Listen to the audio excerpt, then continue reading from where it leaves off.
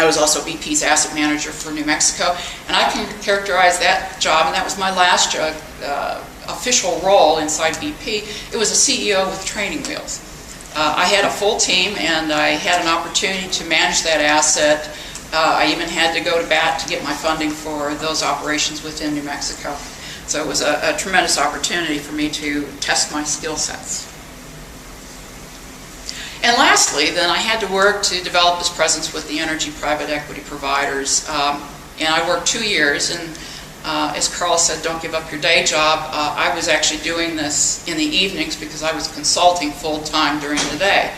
And that's what you have to do. You have to be a hard worker. In this case, I was working full-time as a consultant to pay the bills, but in the evenings I was getting together with my partner and trying to put together presentations for the private equity providers in our business plans. We were fairly successful in finding opportunities that had multiple sources of growth potential, i.e. financial viability. And our tagline for Opal Resources is uncovering gems missed by others.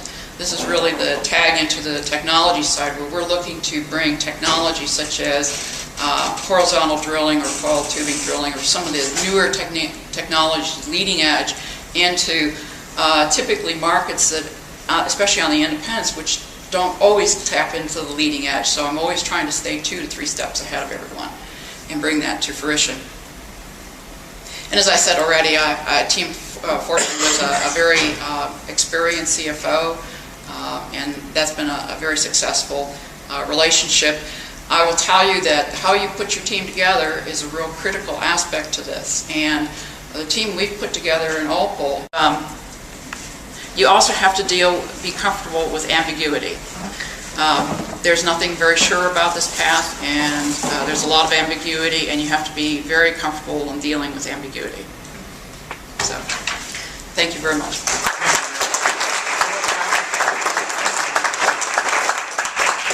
I would like to thank you so much, and just use Thank you for appreciation. Thank you very much. Okay, Don. It's just the arrow key here, yeah.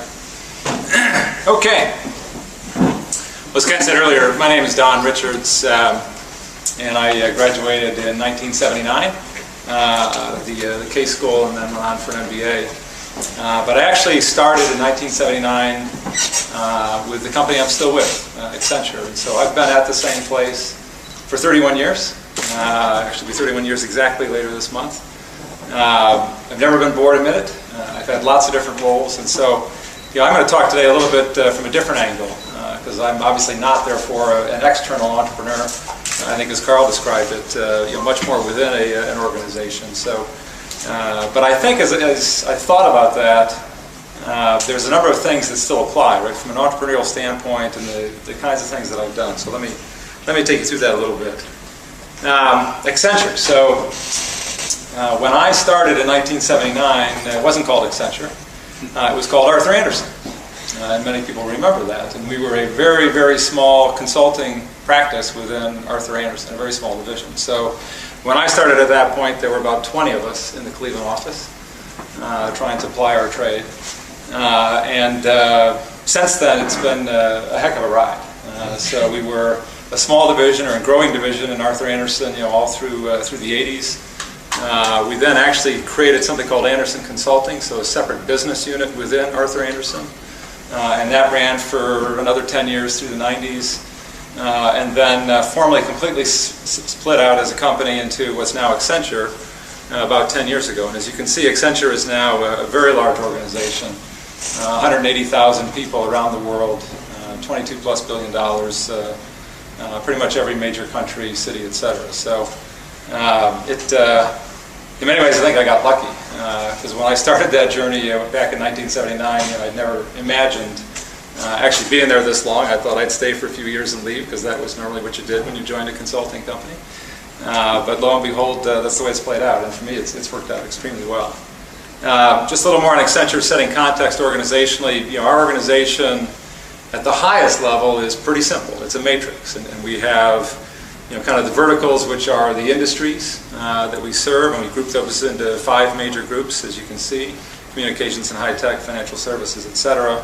And then we have horizontals that cut across that, which are the actual business lines, business services that we provide through all of that. And so where I fit in this is in that middle bar, technology, and the role that I've had for the last several years, but I'll tell you about other roles as we go here. The role I've had for the last several years is running our outsourcing business in technology. So companies outsource to us their information systems, part of their organization. We run that for them, data centers, application, software, etc. So that's the part I've run for the last several years. That's about a $6 or $7 billion business today. Out of the total of Accenture, it's about 50 or 60,000 people globally, serving all of those industries in all parts of the world. So, okay. So the whole theme of the symposium is entrepreneurship.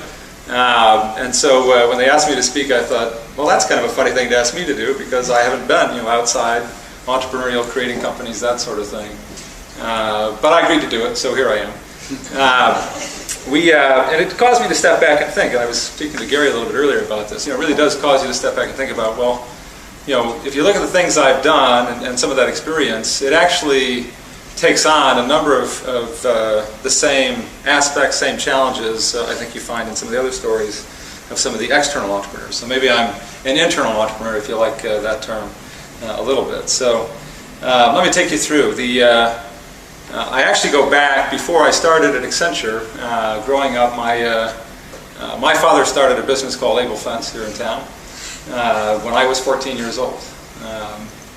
And it was absolutely an all-in kind of thing. We took all the money we had as a family, or he had as a family, and we put it into this business, and he started the thing up and ran it. And as I said, I was 14 and I went to work that very day. And I worked full-time summers and part-time all through the rest of the year while I was still in junior high and high school, and even through my years here at Case. So it was quite an education for me, working that close with the family business, starting that up. Really kind of learned business 101 firsthand. Learned a lot of things about what that meant, how hard my father worked. He did every job imaginable, had to at different times. And made a go of it, and actually turned out to be very successful, so it was a happy ending. I was, Myra, the son that was supposed to take over the family business and run it. I didn't, as things played out.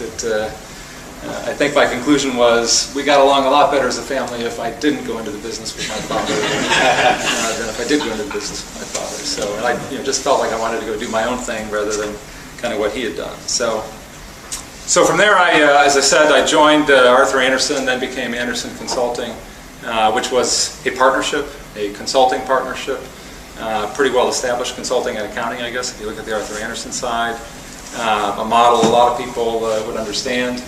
And I highlighted the word partner here because that was the goal. The goal was make partner, as everybody would say it. And making partner meant you got started, you learned the ropes, you kind of worked your way up, and then you had to build your own practice. You had to build your own client relationships, develop a book of business with those clients, grow it to a point where you could sustain yourself as a partner. And there was a certain bogey in terms of the size you had to run, and a certain pyramid of people you had to sort of build up as you did that. And so I think it very much was kind of an entrepreneurial test in terms of that model. And that was kind of the goal in those days was, okay, you kind of work your way up. It was the upper out model, absolutely. So it wasn't my money at risk, Mac, but it was absolutely everything else at risk. And the failure rate was about 95%. About 95% of the people started did not make it to partner. In fact, it was maybe 97 or 98%. So I did, otherwise I wouldn't be here talking to you right now. But that's kind of what we did. So learned some things doing that. And then from there, a few years later, after I'd been a partner and kind of running that typical model for a number of years, I started to take on a series of roles within Accenture.